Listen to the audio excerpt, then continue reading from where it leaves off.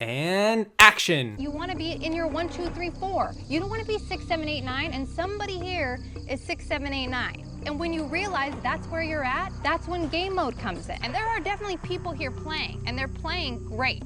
To be able to say, hey, we're in an alliance and everybody's equal, and have people believe it, more power to them. I'm frustrated with the people who can flat out see and hear what they're saying and thinking, yeah, maybe I'm not at the top, and not acting. It's like, time to wake up. I'm not asking anybody to do anything bizarre. I'm asking you to fight for your spot in the game, and I don't think that's so big.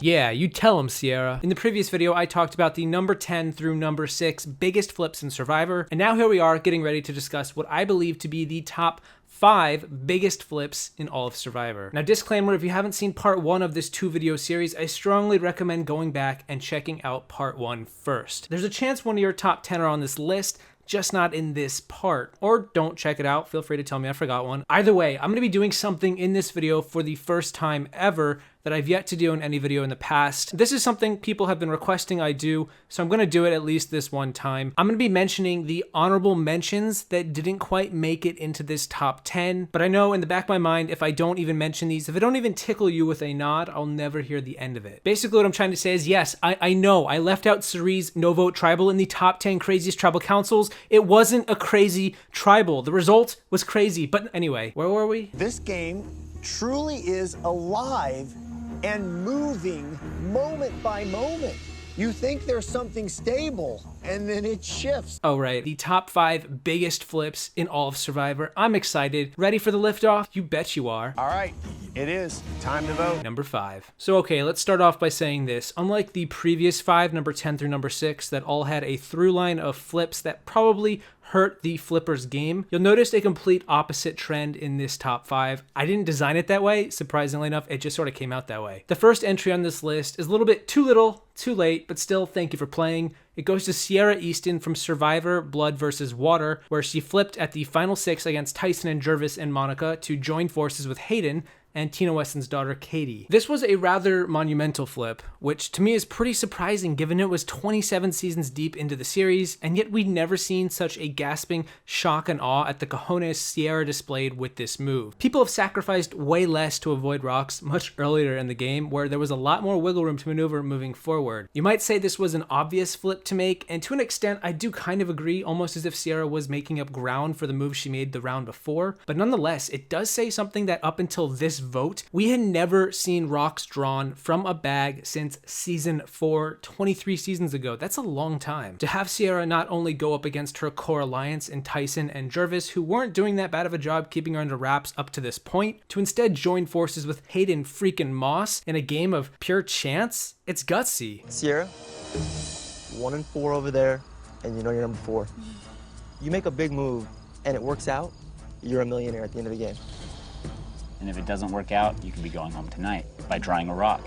It's one of my favorite tribal councils that I've talked about in a previous video, and it stands to reason that this flip's historical precedence is a huge boost in its favor. Not to mention, because you know I had to, and I'm sorry, but yes, I had to. It's likely this flip that will be noted in the Survivor archives as the catalyst for the questionable necessity to make big moves to win the game, a mantra that has been pushed heavily by the producers ever since. Number 4.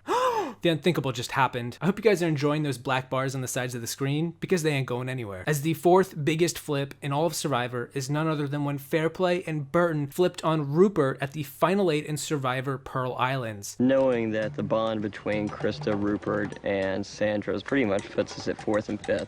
Like, to hand feed me number 4 and say, John, be happy, it's number 4. No, that's not gonna make me happy. No, seriously, that just happened. Those vermin, those scum, how dare they vote against the Lord Almighty, Rupert Bonham, future candidate for governor of Indiana, losing to future Veep Mike Pence by 1.1 million votes? I'm out there kicking my ass to get you damn fish, and you turn the tribe against me. You're starting this. now. Whoa, where were we? Right, in the Pearl Islands. Okay, sorry about that. For those of you who don't remember, this was a fundamentally earth-shattering vote at the time in Survivor history. Rupert was the biggest, most popular player to ever be on the show. I can't even think of a more popular player to compare him to in a modern season either. His popularity was just so huge, the producers just gave him $1 million for all the ratings he provided right after the next season. To go against Rupert would be go against life itself. Rupert was the ultimate provider, the ultimate good guy. He was the kind-hearted, friendly giant who wanted nothing but to spread love and peace and vote people out in a peaceful manner that would ultimately reward him with $1 million. Right. After a brief pagonging of the Morgan tribe with Andrew and Rhino getting voted out, it was clear the next targets were T and Dara, the remaining loyal Morgan members on the chopping block. Neither of them won immunity, so hey, easy vote. But fair play is fair play. And believe it or not, he actually was playing pretty fair here. He and Burton concocted a plan to take down Rupert, the big man on campus, who had basically won the first 2 immunities of the merge and was now sitting exposed with 8 left in the game. The bad guys knew they needed a 5th, so they recruited Lil, of all people, the scoutmaster, to aid them. They were also able to utilize the underdogs in Dara and T to their advantage, kind of similar to Tony with Spencer and Tasha in a more modern setting. You're forming a temporary voting block to set the script on fire and ruin Rupert's dreams. We tell them Rupert's going home. Their eyes are about as big as the sun. They can't believe it. They're like, oh my God, thank you guys so much. Thank you so much. So the game's about to take a serious change. The plan went through. 5 votes Rupert. The flip was devastating, to say the least, for many, and I refuse to let it get lost to the tides of time. Good flip, Burton and John. Now what the hell were you thinking at the final 5? Number 3. I'm just really excited to talk about this next flip because this is the season I've most recently watched, and I love this flip even as much as the first time I watched it. So every flip left is quite historic, but this flip is perhaps the second most historic ever, which was when Rob Cesternino flipped on Alex Bell at the final 7 of Survivor the Amazon, going from being at the bottom of a 4-person alliance to the top of a 3-person sort of alliance thing. Not sure exactly moving forward. Basically, Rob cracks the game wide open instead of letting himself get enveloped by a comfortably boring, not so photo-worthy finish. All of you guys in the Survivor community, you know this flip, you know it's amazing, but let's talk about it anyway just for a little bit while we're here. Similar to Fairplay's flip on Rupert, we had a basic pagonging happening at the start of the merge in the Amazon with both Roger and Dave leaving in an orderly fashion. At the final 8, the situation became dicey when the 2 top dogs in Dina and Alex began to consider turning on each other early, which led to Rob and company taking out Dina ahead of schedule. And while removing Dina was a good move for many, it wasn't nearly as chaotic as what was about to follow. Here we are at the final 7. A 4-person majority forms between Alex, Jenna, Heidi, and Rob. It's another easy route. Take out the trash and let the big boys slug it out at 4 to see who gets to take Heidi and Jenna with them to the final 3. Now, I'm not exactly sure if Alex intended to have Heidi take him to the final 2 or what, but when Alex tells Rob he intends to vote Rob off at 4 to Rob's face, and it's still the final 7. The way I see it, if I win immunity, my vote goes for you, and I'm sure that if you win immunity, you're gonna vote me out, and that's totally cool. I'm down. It's no worries. Rob immediately says, okay, that's cool, I'm not concerned about that one bit, only to then mobilize a counterstrike directly against him. I realize that I've been coming off as very sensitive with this group, talking about how much I love them and how much I'm gonna be friends with them after the game, but I have never stopped playing Survivor, and over my dead body will I turn over and let somebody just pass me by. It's baffling that Alex gets so comfortable with Rob that he tells him this, but at the same time it's incredibly impressive and a true testament to just how flexible and cohesive Rob could be to unify the outsiders at the drop of a hat and turn the tables on his closest allies in seconds flat. That rhymed. Taking out Alex at 7 in such a fashion was game-changing in so many ways. It set the precedent for future players. Ladies and gentlemen, welcome to the merge. It's an individual game now, and every player is a valuable piece to further your campaign to the end. Use them wisely. I'm like, dude, I'm with you. I'm with you to get Alex out. Just because Alex, I could care less about him, and I just, and he's just like, drooling over Jenna and Heidi, and it's just like, come on. Number 2. While we've seen individual players and even duos flip the game on its head, number 2 is going to feature a group of people making the correct call at the right time to completely change the endgame of the season. The second biggest flip, to me, is when Twyla, Scout, and Eliza flip on Amy's Women's Alliance to take out Leanne and then Amy, and then Julie in quick succession, ultimately leading them to the final four of Survivor Vanuatu. Man, I just didn't think it would happen this soon. I thought we'd at least wait until the guys were gone before the girls started going crazy on each other, but oh, it's happening.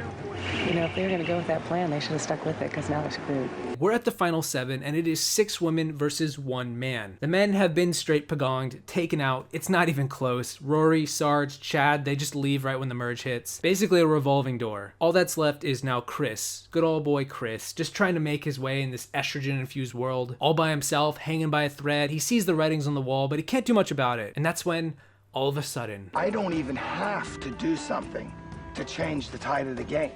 There's 6 women living with me. They'll change it themselves.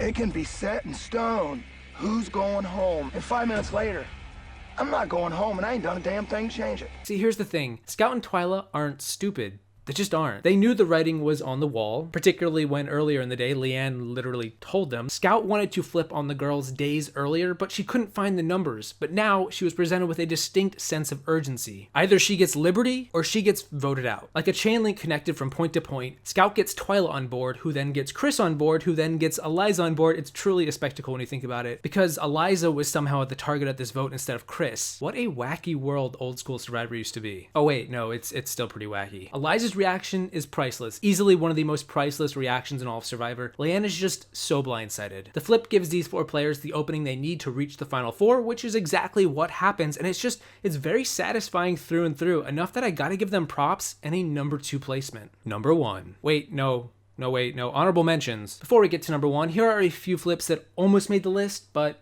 didn't. Maybe they should have flipped harder. Tina flipping Colby and Keith in the pre-merge of Australia, arguably the first flip ever, saving Tina and eventually nabbing her the win. Incredibly impressive, historic. Didn't make the list, but it's still something that needs to be noted. Another one I loved is Ciera in Game Changers. Pretty recent. She literally flipped on the entire cast multiple times for the entire post-merge. Maybe it is true returning winners take from their original winners. Jerry flipping on Boston Rob in Heroes vs. Villains, another great flip that also gave her some sweet revenge for their All-Stars fiasco. And then, of course, you have the Black Widow Brigade flipping on Ozzy in Micronesia, a timeless classic where an alliance just decimates everyone in their path. Show no mercy. Similar to that alliance was another alliance from HHH. It was Ben, Devin, Lauren, and Ashley when they flip on JP, Chrissy, and Ryan. Another modern classic, and actually one of my recent favorite flips ever. And then, lastly, a flip that I think many might think could be number 1.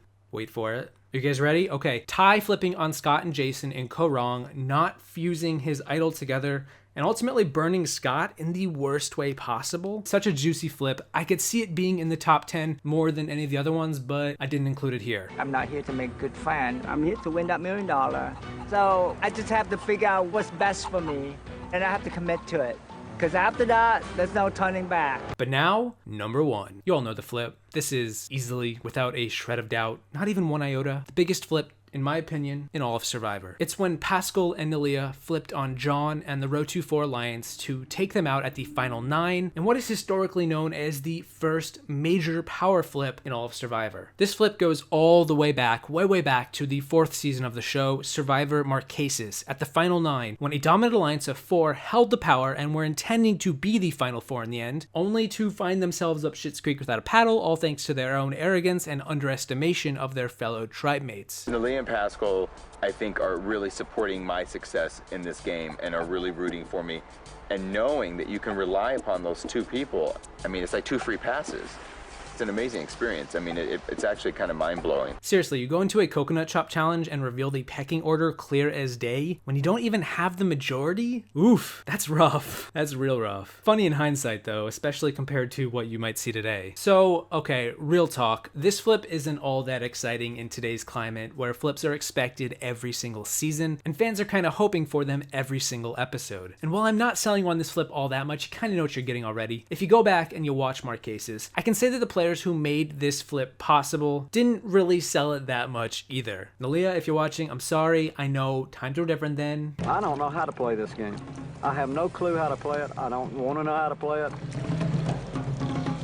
I tend to lay back and watch the lay of the land, and then when I think I've got the lay of the land figured out, I begin doing something. In truth, flipping from the bottom at the final 9 to the top-ish in a 5-person voting block seems pretty standard, if not a no-brainer even for the time. But and there's always a but, consider that this had never actually happened before, that the bottom dwellers would usurp those in power. It's hard to exactly describe other than to say it's really historic in the scope of the game. It's like discovering a new strategy to win in your favorite board game. The precedence alone carries this well above the flips below it, because Dollars to Donuts, it's the biggest, most impacting flip in all of Survivor. I wouldn't feel like I'm doing right by flips on Survivor if I wasn't including this at the very top. And for what it's worth, if we're just going to argue objectively, both Neleh and Paschal went from 6th and 5th to 4th and 2nd, and if not for the final 4 rock draw, one of them might even win the game. It definitely changed that season for the better. This is really how I feel, Paschal. If me and you are going to get anywhere towards the end, we have to do this.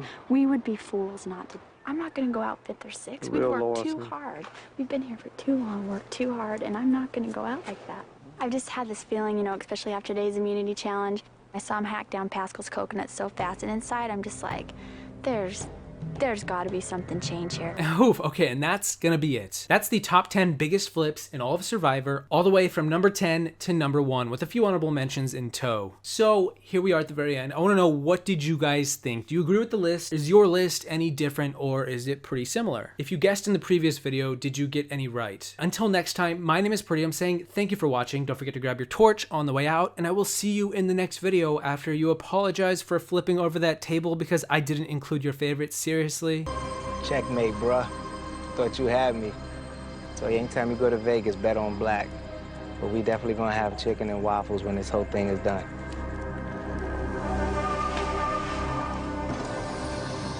Let me tally the votes.